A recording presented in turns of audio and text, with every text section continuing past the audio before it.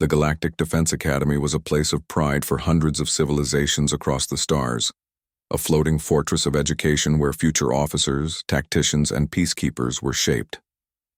Among the new arrivals this cycle was Cadet Keleth, of the Jirani, a peaceful and scholarly species known for diplomacy, elegance, and strategic thinking. Keleth was young, full of dreams about noble missions and bringing honor to his homeworld.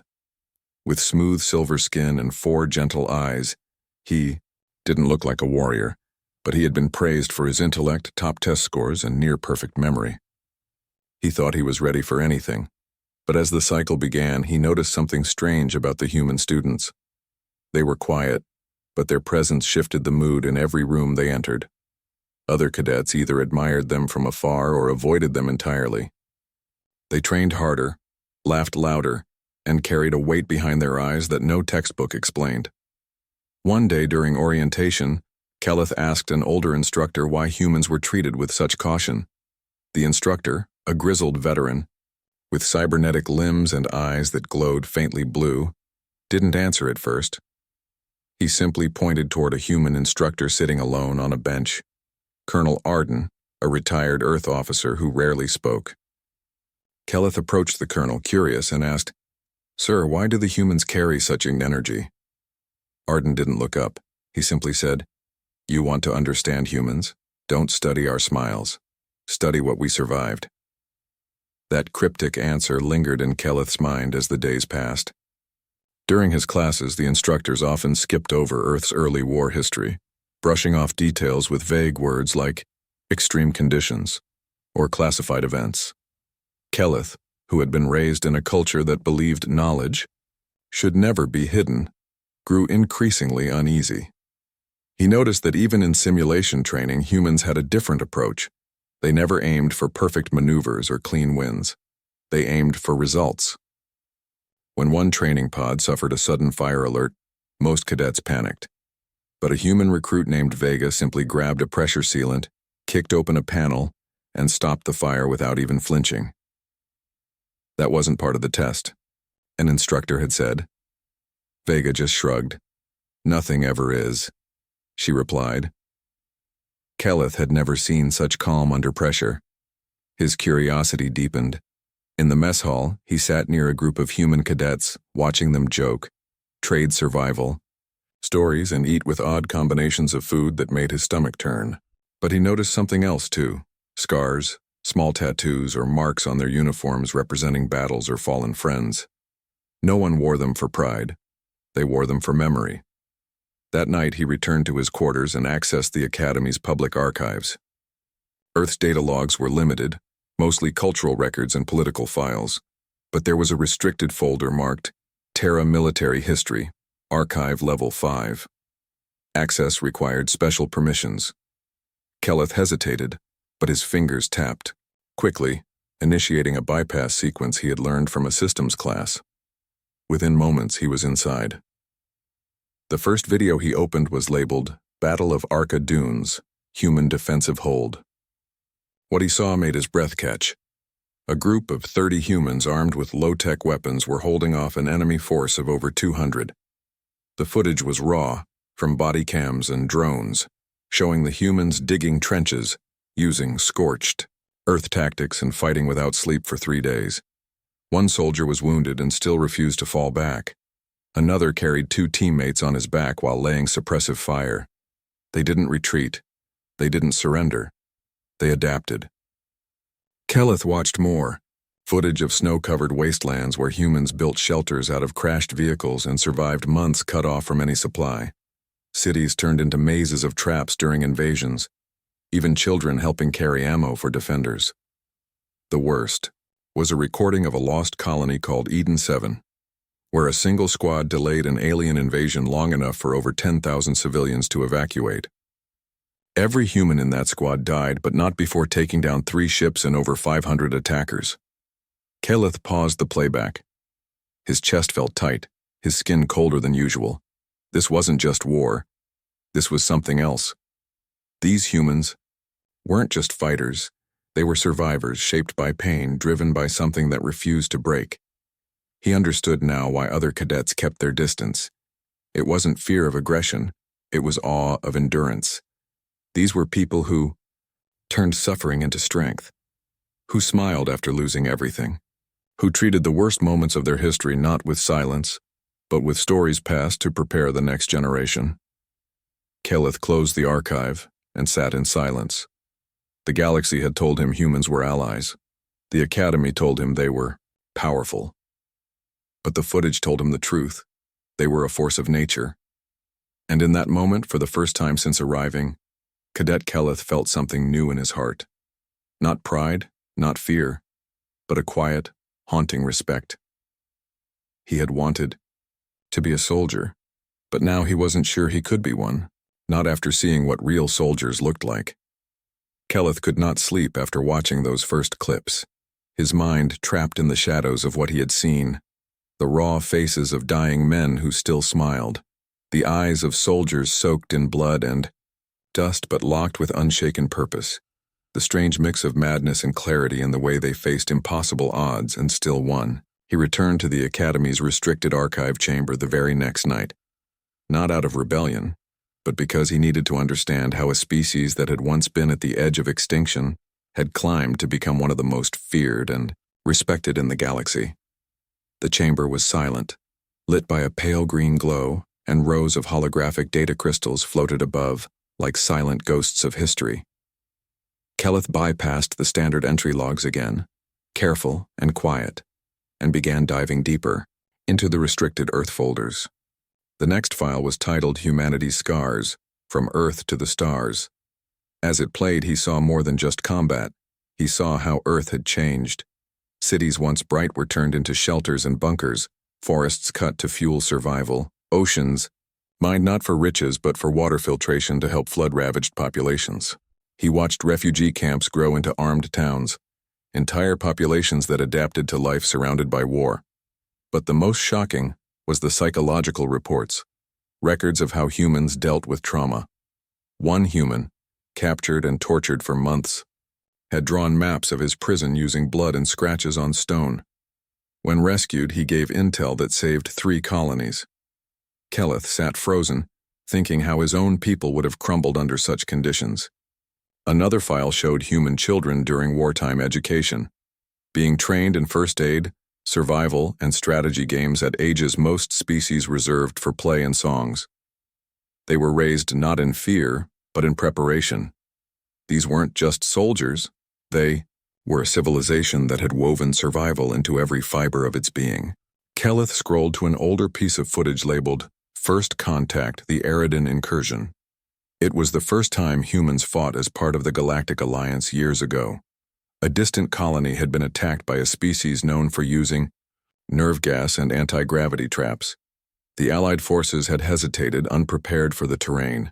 The humans, just a single detachment of 140, volunteered to go first. The video was taken from the helmet of a soldier named Ilya Stone. She led her squad into a ruined city, each step calculated, voices calm, as if they had done this 1,000 times. One by one, they disabled the traps, even turning the enemy's own tech against them. Ilya's voice could be heard through the comms, steady, unbroken, as she called out moves like a chess master on fire. They think we're scared. Let's show them what Earth taught us. The mission lasted 3 days. The squad slept less than 5 hours in total, and in the end only 20 humans remained alive, but they saved thousands. Cadet leaned back numb, his hands trembled. Why was all this hidden? Why was humanity's real story buried under layers of clearance? Were the other species afraid of them, or protecting others from learning too much? He searched for commentary, or debates in the records, and found an internal report marked Level 9 Council Debate regarding humanity's war record disclosure. It was a recording of several alien officials arguing over whether to reveal Earth's full history to new recruits. One of them, a Carthan general, said, "If the young cadets see what the humans really are, they may begin to idolize destruction." Another voice, possibly from a reptilian race, responded coldly, "They should not idolize destruction. They should fear what happens when a species chooses to never lose again." The debate ended with no agreement. The record was left as inconclusive, Caleth finally understood. This wasn't about hiding Earth's darkness. It was about hiding their strength, the uncomfortable truth that humans didn't just survive war. They evolved through it. In the darkness, they discovered themselves. Where others broke, they became something stronger. He exited the file system and stood. In the quiet archive room, now feeling a strange chill, he no longer saw humans as just allies or fellow cadets.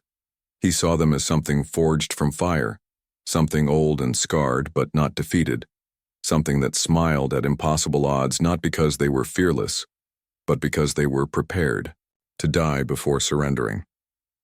As he left the chamber, the face of Colonel Arden passed through his mind again, along with the words he had spoken during orientation. You want to understand humans? Don't study our smiles. Study what we survived. Caleth now knew that the smile itself was part of the survival. It was the armor behind the scars. And as he walked back through the silent halls of the academy, the data of war burned into his memory. One question haunted him more than any other. What happens when a galaxy that fears war realizes the only thing keeping it safe? Are the warriors who were never allowed to forget it? Caleth could no longer go about his training like before. The lectures on galactic diplomacy felt hollow, the tactical drills seemed slow, and even the most advanced combat simulations failed to match what he had seen in the human archive. Each time he walked past a human cadet, he looked at them differently. Not with fear, but with curiosity soaked in unease. They weren't just classmates now. They were survivors of a hidden truth. Their eyes weren't proud. They were quiet, watchful, the kind of gaze that had already measured the exits in every room. Caleth had always believed that knowledge made him stronger, but now the more he understood, the more fragile he felt. What kind of enemy had shaped a species to become like that? What kind of world had forced children to train for war while still learning to read? The questions grew heavier, pressing against him like invisible gravity. He couldn't focus in his classes anymore. One morning, while his peers were practicing formation theory, Caleth left the drill hall and walked alone to the garden dome, a place usually reserved for peace and reflection. But even here, the questions chased him. Were the humans proud of what they had become? Did they wish to forget it, or did they carry it because the galaxy refused to understand them? And most importantly, why hadn't anyone told the new cadets the full truth? That evening, Caleth sent a private message to Colonel Arden. It simply said, "I need to ask you something. About Earth." The reply came hours later, short and cold. "Come alone. Hangar 3C, midnight." The message carried no emotion, but it gripped Caleth's thoughts like a hook. When the time came, he walked through the shadowed corridors of the academy, his boots quiet against the steel floors. Hangar 3C was dark, lit only by maintenance lights, and the smell of metal and oil lingered like an old story. Colonel Arden stood near a training shuttle, arms crossed, his expression unreadable. "You broke protocol," he said. "Accessed level 5 and above." Caleth nodded, not hiding it. "I needed to understand." Arden stared at him for a moment, before turning away. "And did you?" he asked. "No," Caleth replied quietly. "Now I only have more questions." Arden remained silent for a while, then finally gestured toward a nearby crate. "Sit," he said. When Caleth obeyed, the old soldier spoke slowly, as if choosing each word carefully. "The galaxy thinks it understands war. Some species fight for honor. Some for expansion. But Earth fought because we had no choice. We were broken, starving, hunted. We didn't fight to win. We fought to survive the next day. That changes you." Caleth swallowed. "Why isn't it taught? Why keep it hidden?" Arden looked at him, and for the first time, Caleth saw the weariness in his eyes. "Because the truth scares people. They think if they understand what made us, they'll become like us. They're wrong. You can't copy what was burned into our bones, but still they're afraid, so they keep it quiet." Caleth nodded slowly. "I saw the Eden 7 logs, and Ilya Stone." Arden gave a bitter smile. "She never thought she was A hero just did what had to be done. That's the thing, Cadet. Humans don't think in grand words like glory. We think in moments. A child behind a wall. A wounded friend beside you. A home you haven't seen in 10 years but still remember the smell of. You fight for that, not medals. Kelleth leaned forward. So, what are we training for, really? If most species haven't faced anything like Earth did, then what is the purpose of this academy? Arden's face hardened, because one day, something worse will come. Something that doesn't care for politics or peace.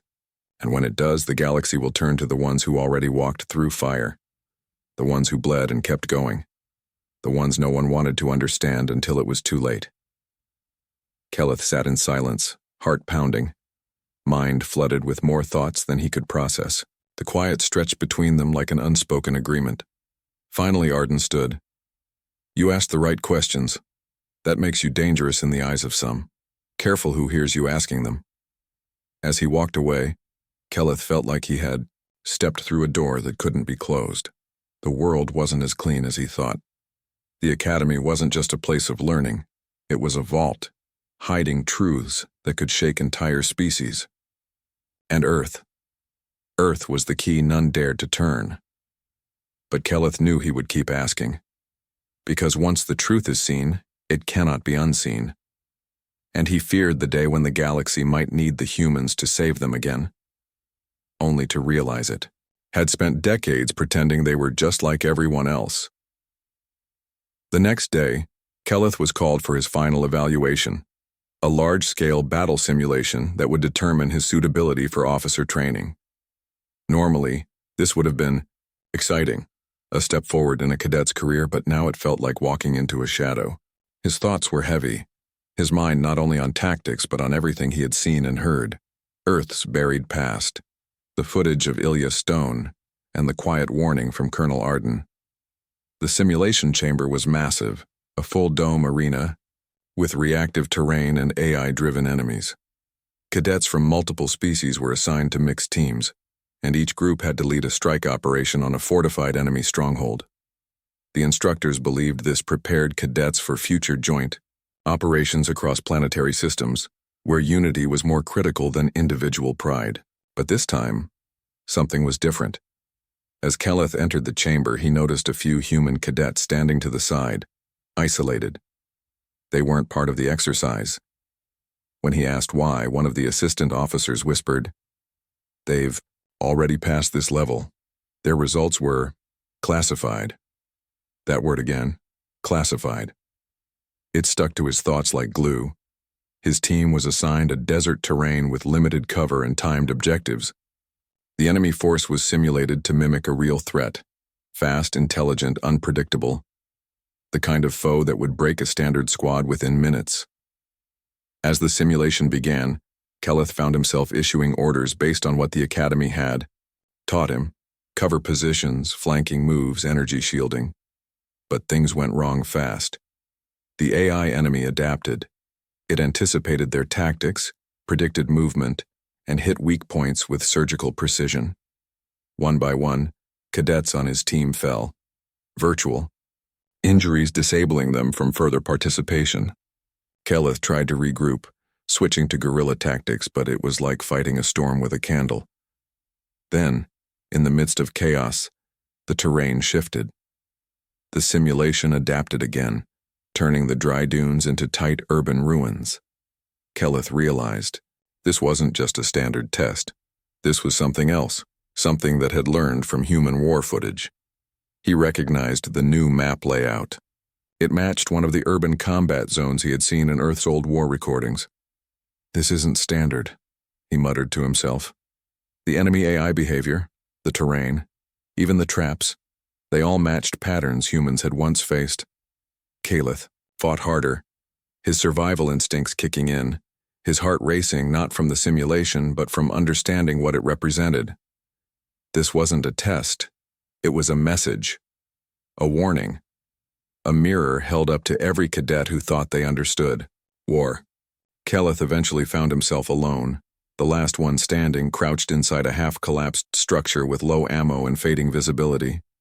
Then, through the digital fog, An enemy figure appeared.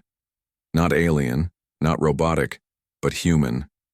The AI had changed again. The final opponent was wearing outdated human armor from Earth's 22nd century conflicts. Kelleth stared, frozen, unsure if this was a glitch or a design choice. The figure didn't attack. It walked toward him slowly, raising a virtual rifle, and said in a calm voice, "This is how your story ends." Kelleth didn't shoot. He couldn't. The simulation froze. Everything around him collapsed into blank whiteness. A system voice announced, "Simulation terminated. All cadets failed. Debriefing in 20 minutes." As he removed his helmet and stepped out of the chamber, Kelleth noticed instructors watching, him with unreadable expressions. One of them, a pale-skinned species with 4 eyes, leaned over to whisper to another. Kelleth caught just 2 words. He hesitated. In the debriefing room, the mood was cold. No encouragement, no feedback. Just silence and a data pad showing unsuitable next to his name. But Kelleth didn't care about that anymore. What disturbed him wasn't failure. It was that the simulation had deliberately shown him something no one else recognized, something meant only for those who had seen the truth. As the cadets left one by one, Kelleth remained seated. Eventually, Colonel Arden entered. He didn't speak at first. He simply placed a small device on the table and activated a short clip. It showed Ilya Stone again, but not in battle. She was sitting in a dark hallway recording a message. Her voice was tired. "If they watch this, if they see what we became, maybe they'll understand why we don't want to go back to war. Maybe they'll stop trying to make heroes out of survivors." The clip ended. Arden finally looked at Kelleth and said, "That wasn't a simulation, that was the question, and your answer was hesitation." Kelleth whispered, "I didn't hesitate because I was afraid. I hesitated because I finally understood." Arden gave a slow nod. "Then you're beginning to see the real battlefield. It's not always about pulling the trigger. Sometimes it's about knowing what the trigger will break." Kelleth stood up. The uniform he once wore with pride now felt like armor that didn't belong to him anymore. The questions had led him here, and now they were louder than ever. Why build simulations that punish empathy? Why train soldiers in the image of Earth's pain, only to expect them to never carry the scars? And most of all, what was the galaxy planning for, if Earth's darkest moments were being quietly uploaded into their systems? Kelleth stood at the edge of the spaceport, his eyes locked on the vast black sky beyond the glass, where stars shimmered like silent witnesses to everything he had learned. His mind was heavy, not from failure, but from understanding. Understanding that the war his academy prepared him for was not just about strategy or victory, but about becoming something he was no longer willing to be. The simulation had broken. Something inside him, not in a painful or violent way, but with quiet truth like a candle slowly burning away the last shadow of ignorance. He had always admired the humans for their adaptability and bravery, but what he hadn't expected was the sheer depth of what they carried beneath the surface. The pain, the rage, the fear, and still the strength to move forward. Earth's history wasn't just blood and battle. It was survival at the edge of extinction, sacrifice that no textbook or instructor could fully explain. He remembered the footage of Ilya Stone, the soldier who had fought with both fire and sorrow in her eyes. And then he remembered her words, echoed by Colonel Arden, "Maybe they'll stop trying to make heroes out of survivors." Those words had stayed with him like a quiet echo in his bones. He had passed the test that truly mattered, not the one judged by points or ranking, but the one that asked whether he could still pretend that this training was clean, that it didn't shape cadets into weapons. He walked into the administration hall where resignation was considered rare and almost shameful, especially for a cadet like him who had scored near the top of every exam until the simulation. His decision shocked the registrar. The woman behind the desk blinked in surprise, her fingers pausing above the data console. "You understand this is permanent, Cadet Kelleth? There is no coming back from this." Kelleth nodded, his voice calm. "I understand. I've seen enough." She hesitated for a moment, then handed him the confirmation pad. As he signed, he noticed a faint crack in the smoothness of her professional mask. Just a small frown, but real. Maybe she too had seen the archives, or maybe she'd simply seen too many young ones walk in full of fire and leave hollow. As he walked out, he found Colonel Arden waiting near the hallway, as if he had known this would be the outcome.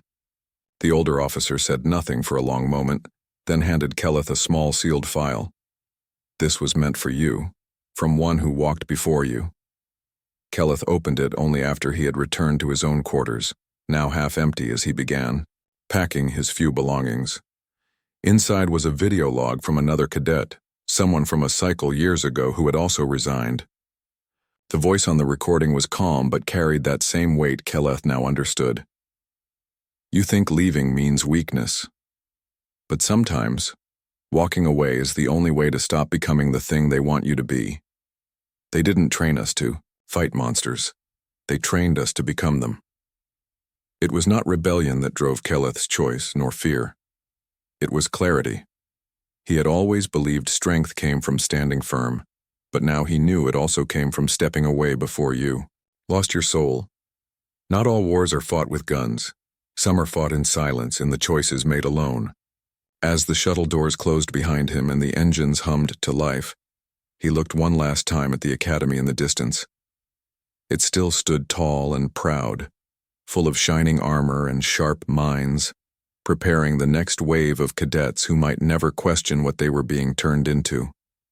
But Kelleth hoped quietly that more would find the archive, that more would see Earth not just as a species of warriors, but as a mirror of what war really means. When the stars shifted and the academy faded from view, he didn't feel like a deserter. He felt like someone who had finally made peace with the truth. Somewhere, far beyond the noise of ranks and orders, was a quiet place where survival wasn't glorified, where pain wasn't ignored, and where war wasn't entertainment. Kelleth didn't know what he would do next or where he would go, but he knew this. He would carry Earth's memory with him, not just the battles, but the weight of those who had endured them. And in that memory, he found something stronger than medals or commands. He found a voice that whispered, "You understand now," and that was enough.